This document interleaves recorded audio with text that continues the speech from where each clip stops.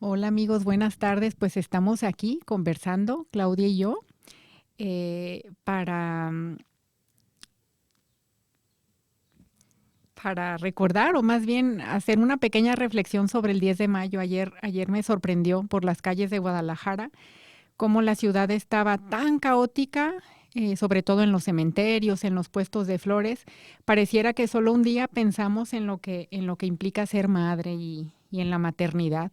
Y a raíz de esta algarabía que yo vi en las calles, me preguntaba, no sé qué piensas tú, Claudia, si la maternidad de la que hoy reflexionamos tanto, la vivían igual nuestras madres, nuestras abuelas, no sé, yo me puse a pensar, las flores sí son muy lindas, pero ¿qué hay de nosotras? ¿Qué pensamos? ¿Qué sentimos con esto de la maternidad? Hola Pati, pues me da mucho gusto conversar aquí contigo, que siempre tú y yo tenemos mucha conversación y esta es una de las que teníamos como pendientes para compartir.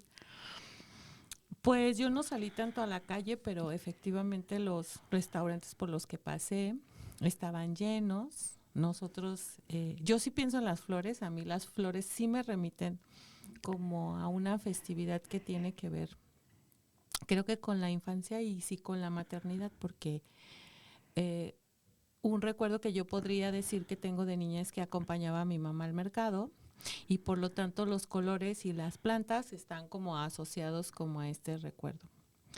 Pero el asunto de la maternidad, pues bueno, para mí tiene mucho que tejer. Yo tengo un solo hijo y yo creo que efectivamente nunca se viven dos maternidades iguales, ni nuestras abuelas, ni nuestras madres, y tampoco nuestras amigas, o en este caso nosotras, que tenemos hijos únicos, tampoco hemos vivido como de la misma forma la maternidad. Y ahora la maternidad, con lo que queremos las mujeres o lo que esperamos que también muchas mujeres tienen hijos ya más grandes o más pensado o más reflexionado, pues se vuelve como qué hay ahí, ¿no? ¿Qué es lo que nos envuelve? No sé a ti qué te trae la maternidad. Pues fíjate que desde mi propia maternidad y un poco reflexionando en la maternidad, en lo que contaba mi abuela materna justamente, ella contaba, porque yo creo que siempre la marcó, que sus partos, bueno, hablando de las cuestiones físicas, que por ejemplo sus partos eran en su casa, en su cama, en esa posición sentada, con la partera, y no lo contaba como algo placentero. Es decir, la parte física me parece que es importante y que esa parte física, según la vivas, pues también te lleva a la parte emocional, si es agradable o no la maternidad, pero ella contaba siempre sus partos y me parece que contarlos era una manera de quererlos olvidar o de sacar esas ideas tan complicadas.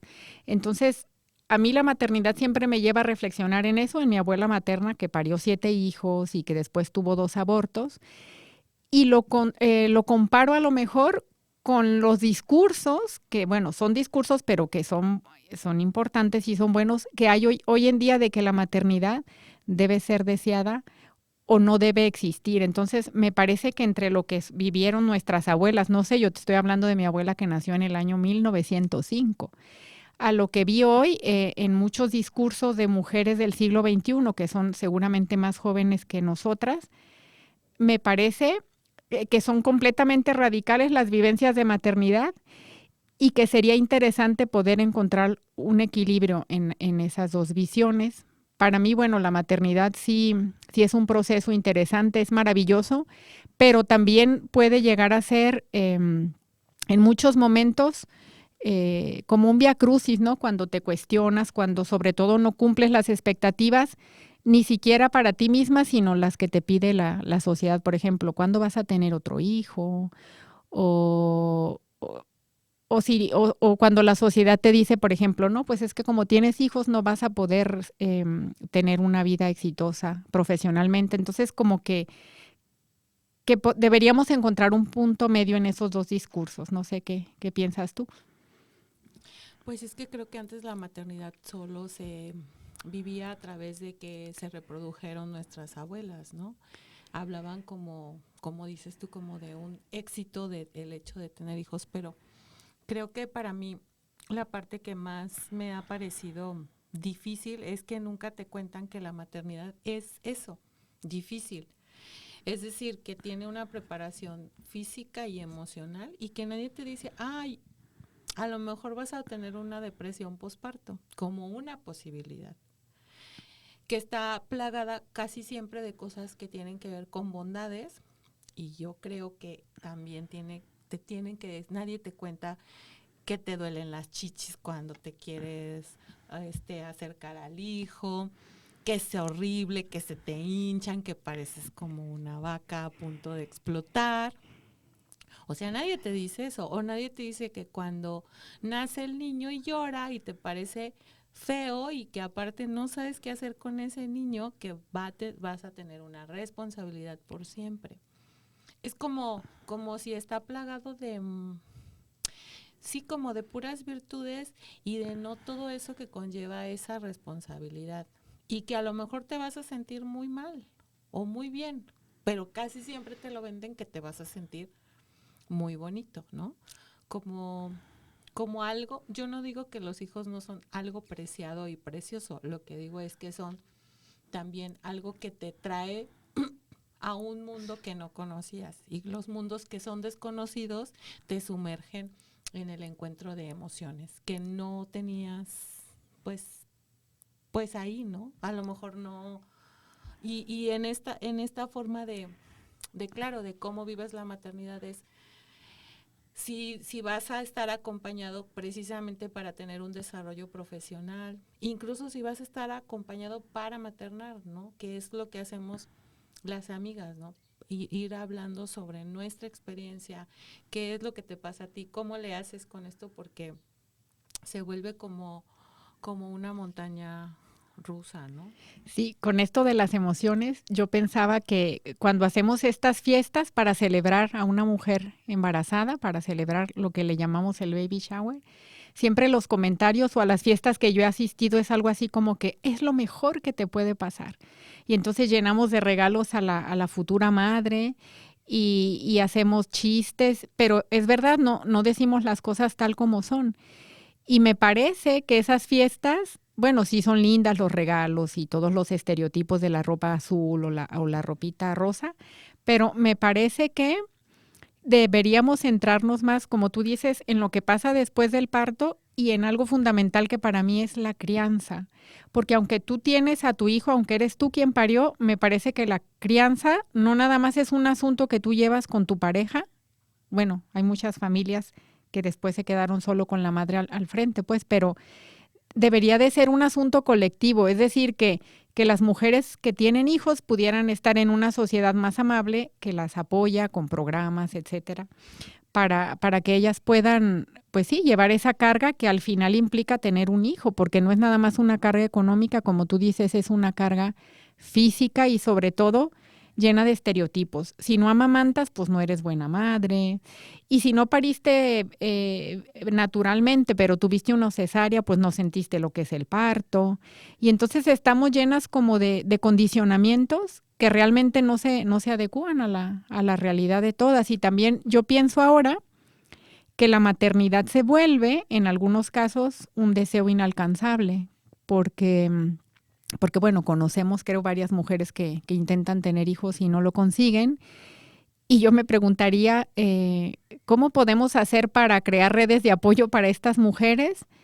Porque es un proceso desgastante y complicado. Entonces, me parece que la maternidad tiene más zonas grises que color de rosa y que hablar de ello pues nos permite tal vez ir superando, ¿no? Los momentos dolorosos que hemos tenido. Y, y bueno, eso. Y pues que va cambiando la maternidad, ¿no? Es decir, que nosotros hablamos creo que de un inicio de la maternidad y creo que también esta vivencia de después cuando un hijo crece, que también tú te vas revolucionando como con ello, ¿no? Es cuando se vuelve adolescente, cuando se es joven, cuando puedes compartir con ese hijo otras vivencias y otras convivencias como adulto también como tú. Y cómo le transmites a ese hijo la, como, como tu experiencia tampoco no desde el asunto de a mí no me contaron, que es como que yo tengo como ese de a mí nadie me contó todo eso que te puede pasar y que te pasa, y por qué no te lo cuentan. Es decir, ¿por qué no seguimos compartiendo todas esas vivencias y también transmitirle a nuestros hijos es eso para que ellos puedan ir decidiendo mejor? Y eso sin hablar lo que ya mencionaste de cuando tú trabajas, pareciera también que no hay empatía con otros que también maternan, ¿no? Que en este caso también otras mujeres, digo, yo he tenido jefas mujeres que pareciera que no entienden que tú también tienes hijos y que tienes algunas veces algunas necesidades.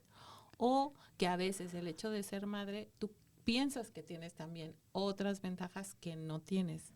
No sé, me parece que es un lugar desde el que uno se puede como perder y sorprender.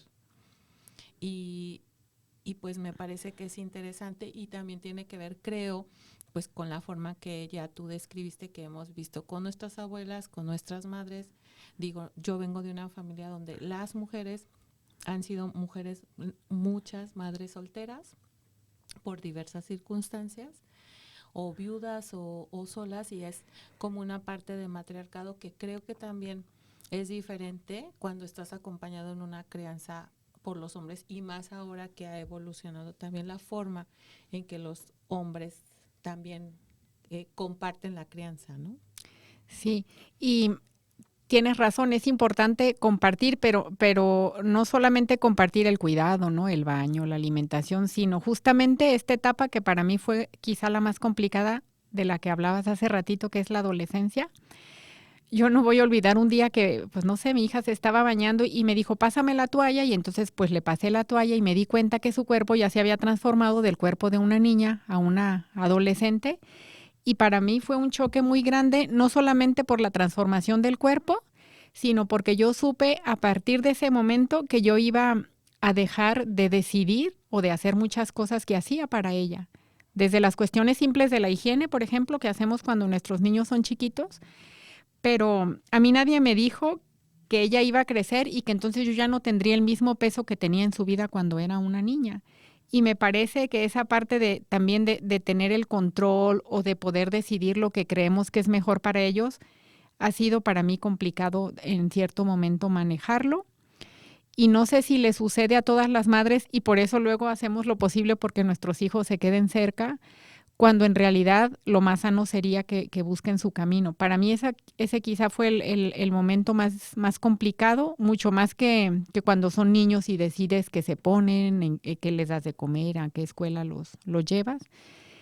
Eh, Me parece que me hubiera gustado mucho que me prepararan para eso, porque también la maternidad está llena de duelos y no solamente de los hijos que se van, sí, los hijos se van y ese es un duelo, pero también tú te vas transformando y tú vas perdiendo muchas cosas en ese camino. A veces te pierdes a ti misma, a veces no disfrutas tu vida porque todo tu mundo se vuelve ese hijo o esa hija y sus proyectos. Entonces creo que también la maternidad es un asunto de duelos y de retos de los que no se habla. Hay que mirar las revistas del 10 de mayo y todos tienen fotos preciosas de la mamá y la hija o del hijo tomándose de la mano y paseando por ahí, pero es más complicado que eso. Muchas mujeres de mi edad me comentaban cómo tuvieron que trabajar a sus madres en terapia, es decir, por qué tenemos esta relación tan intensa con ellas y cómo es que nos construimos también a partir de ellas. Pues porque creo que también la maternidad es una expectativa, ¿no? Siempre, ya lo mencionaste también, es cuándo vas a tener un hijo, te casas y cuándo vas a tener un hijo, o ahora es vas a tener un hijo. La pregunta, sin que estés casada o sin que tengas una pareja, la pregunta es, ¿vas a tener un hijo? Y tú dices, no lo sé. O y creo que para mí la dificultad también es como que los hijos no piensen que tú tienes expectativas y que tú sí te quites esas expectativas. Porque creo que también quieres decidir en ese sentido como esta parte de que dices, decidí qué escuela y después dices, pues yo tal vez puedo ayudarle a decidir qué va a estudiar. Pues quién sabe qué quiere estudiar, como yo siento que yo no sabía qué quería estudiar y que finalmente estudié algo para lo que creían que yo era buena, pero no algo de lo que yo me consideraba que quería estudiar. Y creo que en ese aspecto los papás, y lo vemos también con otras personas, cuando van a ir a la universidad, tú estás como enrolado en ese rollo de qué es lo mejor que va a estudiar. Yo pienso que es esto, yo pienso que es lo otro. Y creo que esa es una carga también para nuestros hijos que es difícil de seguir. De seguir, exactamente. O sea, porque yo pensaba que tú ibas a estudiar medicina o yo pensaba que tú eras bueno para eso. Pues sí, yo pensaba, pero también has pensado muchas cosas. Y en esta parte también creo que de educarlos con libertad y con apertura de decir que tal vez ellos tengan algunas preguntas y algunas necesidades sobre las cuales tú no estás preparado. Y que puedas decir, híjole, pues me está preguntando o Algo está que no haciendo sé. algo que no sé. Digo, en la juventud todo este asunto de la sexualidad, de la libertad, de pues ahora que hay como toda esta preferencia de apertura sexual también, de Las drogas también, las porque drogas, exactamente, ¿no? Entonces, y toda esta parte como de la tecnología que también pues, de todas las adicciones que puedes tener, no solo a un consumo de drogas, sino a toda esta adicción que te puede surgir, ¿no? Y cómo tú lo puedes ir manejando, porque repito, hay cosas con los hijos que te sorprenden y es cómo esa sorpresa yo puedo vivirla y resolverla y abrirme a conocer eso y decir, bueno, esto es lo que hay, ¿cómo le hago? ¿No?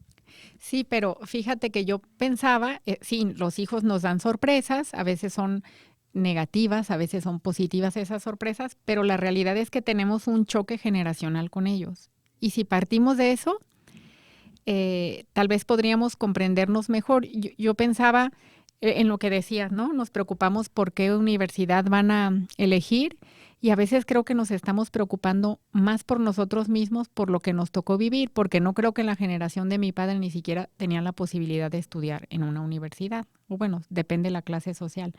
Pero creo que nos hace falta, no una escuela de padres, pero sí que alguien nos diga, mira, tienes un choque generacional con tu hijo y la vida ahora es así y a lo mejor te va a decir que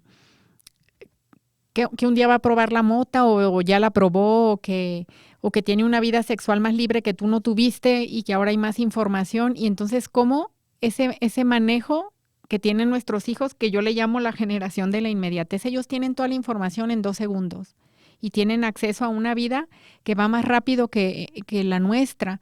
Entonces yo creo que me parece que ellos van corriendo y nosotros atrás vamos trotando o caminando, ellos van como con unos tenis para correr y nosotros en chanclas por las piedras. Entonces, me parece pues que no es equitativo el asunto y, y deberíamos aprender a seguirles el ritmo. No son ellos, no en todos los casos, quienes se van a parar para que los comprendamos. Es nuestro trabajo hacerlo y me parece que eso es, en este momento de mi vida, para mí, eso es lo más complicado. Y, y las miradas de los demás hacia nuestra propia maternidad. Creo que eso para mí es lo más complicado. No sé si lo viviste en algún momento. Y como la empatía, repito, para mí la empatía es como, que es eso, es a veces te miran como si a ti no te puede pasar eso y en realidad te pueden pasar esas y otras cosas.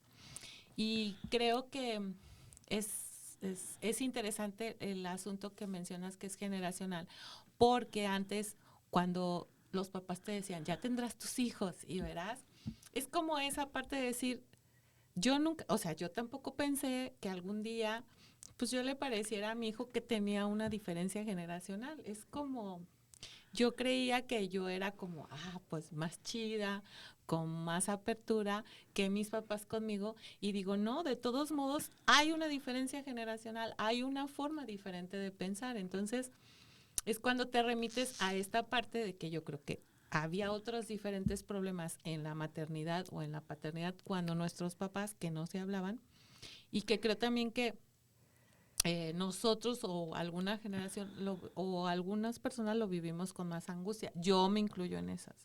Y mi experiencia es que, o durante un tiempo, mi preocupación es cómo logras que un hijo sea independiente, o sea, cómo educas para eso.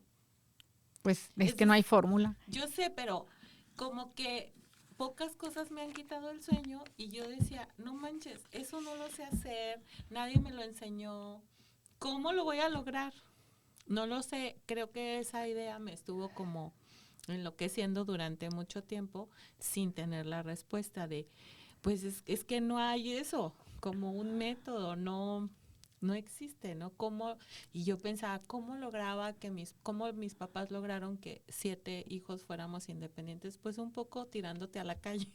Es decir, y lo digo tirándote a la calle de, pues te vas a arreglar como puedas Te pones a te trabajar. pones a trabajar y vas resolviendo, pero también voy reflexionando todas las cosas que nos pasaron de jóvenes o las que me pasaron a mí de joven y de adolescente y todo, y digo, no, pues es que los madrazos están cañones, ¿no? Ojalá que nuestros hijos no tuvieran esos, pero a lo mejor pues ellos en su experiencia van a tener otros que les van a parecer atroces, ¿no?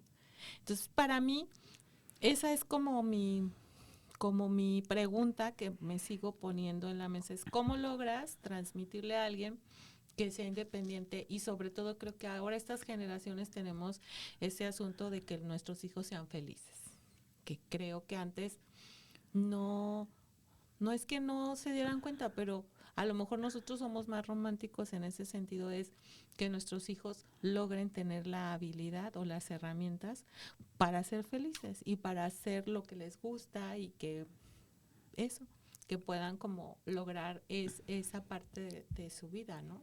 Sí, pero a lo mejor estás hablando desde un discurso de mujeres como tú y como yo, que somos profesionistas y que a lo mejor podríamos decir que tenemos los medios para decir que queremos que sean felices, pero la realidad es que, hablando de nuestros padres, seguramente sí querían que fuéramos felices, pero pues no tenían los medios. Entonces, como tú dices, nos aventaban a la calle. Yo creo que incluso en la actualidad el reto no es tal vez ser feliz, pero como tú dices, ser completamente independiente. Y, y tienes razón, a mí eso es lo que me parece también más complicado, porque la felicidad pues estamos en una sociedad del buen discurso, haz de cuenta, en todas partes en las redes ahora hay que ser feliz, hay que ser sano, exitoso y hablar varias lenguas y tener una maestría y bla, bla, bla. Y entonces esos estándares tan altos se vuelven inalcanzables para nuestros hijos. El discurso es ser triunfador, sacar las mejores notas y además ser atlético y ser sano Y guapo. y guapo y la cinturita y no tener acné en la cara. Y entonces yo digo, son estándares para muchos inalcanzables. A lo mejor sí hay muchos chicos que los tienen. Y me dio cierta seguridad pensando en algunos problemas de ansiedad que tenía mi hija, que con una chica con la que platiqué el otro día me decía que su hijo de la misma edad que mi hija tenía ansiedad, que le daban crisis de ansiedad. Y yo me sentí casi, casi feliz de que a su hijo le dieran crisis de ansiedad, porque no es entonces algo solo de mi hija, sino que les pasa a muchos jóvenes porque tienen que llegar a estándares de vida que realmente son difíciles y que se van construyendo a lo largo de todo un camino. Yo creo que no se es independiente 100% en ningún momento. Bueno, a lo mejor tú y yo sí ya lo somos, pero creo que es un camino largo y que va a ser muy difícil enseñarles a ser independientes como fuimos nosotros porque siempre les queremos evitar eso que padecimos nosotros. O sea, a nosotros nos daban, supongamos, 50 pesos y nos tenían que durar todo el mes. Entonces yo iba al súper y pedía el jamón más barato, o los fines de semana solo comía tacos de frijoles y no había más. Entonces, y nosotros les evitamos eso a nuestros hijos. Entonces es muy difícil que ellos puedan ver esa necesidad. Eso por un lado y por otro lado que los estándares están imposibles, ¿no? Las escuelas te venden el sueño de la mejor escuela, de que seas deportista, que hables varios idiomas, de que toques la guitarra y juegues al tenis. Y pues no, o sea, como cuándo, pues, ¿no? Y como que tampoco está permitido flojear y ser un vago y, y tener un año sabático. O Entonces, tener dudas. o tener dudas. Y todo tienen que ser certezas. No, no, señora, pues certezas, nadie tiene certeza. La única certeza es la muerte. Y ya hablaremos de eso tal vez en otro momento.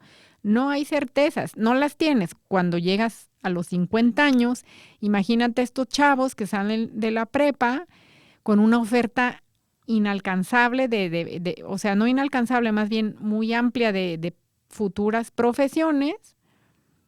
Entonces me parece que eso les añade una presión extra. Y yo creo que también es una presión extra para nosotras. Es decir, en ese mismo paralelismo podríamos decir que también estás pensando en ser una mamá eficiente, es decir, económicamente, profesionalmente. Hay que pensar que todas esas cosas que has mencionado pues tienen su par como con la maternidad, ¿no? Con el hecho de ser madre y cómo es que si eres buena mamá, que si no eres buena mamá. Y digo, ¿eso cómo se mide? Ha de estar muy difícil. Y volvemos a tu comentario de hace rato, es, porque piensas que los otros te van a ver y si te ven y te critican y te juzgan. Y digo, es muy difícil, es difícil ir en esta carrera de las buenas madres, los hijos exitosos, porque entonces también se habla entre las amigas eso. Mi hijo está en tal lugar, mi hijo hace esto, como una presunción, ¿no? Pero que tiene que ver como con tu evaluación de lo que tú has hecho como mamá o lo que no has hecho, Uh-huh. ¿no? Y eso me parece que entonces es injusto para nosotros porque entonces los hijos o las hijas son un espejo y ahí nos vemos y decimos, pues esto no lo hice tan bien, me faltó esto, no le invertí suficiente tiempo en tal cosa. Entonces eso nos aumenta la presión. Yo estaba pensando en mi abuela paterna que ella no se quitaba el mandil en las 24 horas. Y no sé si cocinaba balanceado o no, ella cocinaba solo cosas grasosas y cocinaba lo que se le antojaba, pero creo que no se complicaba tanto la vida. Así crió a sus hijos y no se quitó el mandil nunca. Y yo creo que a ella no le importaba mucho la mirada que tenían los demás. Entonces también la maternidad no es solo un proceso individual, para mí es un proceso que está como permeado por la mirada de los demás. Y por eso se vuelve prácticamente un ideal imposible. Muy bien, pues vamos a terminar un poquito nuestro primer experimento. Pati Núñez. Y Claudia Sánchez. Gracias.